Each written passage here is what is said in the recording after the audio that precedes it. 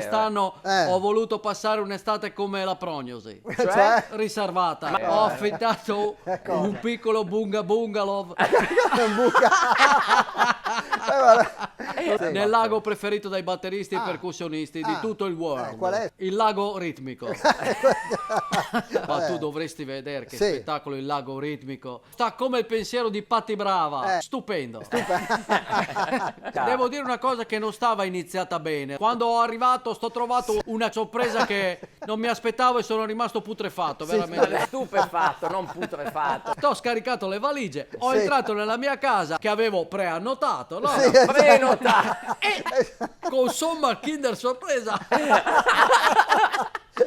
stava già occupata. Allora ho chiamato di corsa l'ufficio preannotazioni. Ho detto, uè, qua sta occupata, uè bello, lui chi è? Lui chi è? Quello è Alberto. Come Alberto dico? Uè bello, vedi che questa casa non è un Alberto.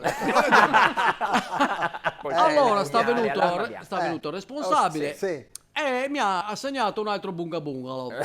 Anche perché il signor Alberto non stava idoneo a sgomberare quella casa, insomma. Cioè, non è che stava vecchio, però non aveva più un'età così argilla, hai capito? Arzilla, no argilla. E allora ho fatto come quelli che non hanno voglia di aggiustare il rubinetto. E cioè? Ho lasciato perdere. Anche Anche perché dal ristorante del lago ritmico certo. arrivava un profumino che mi è venuta proprio la collina in bocca. L'acquolina, no la collina. E quindi tutto risolto con Alberto. Io e Alberto stiamo diventati amici più di quelli di Maria.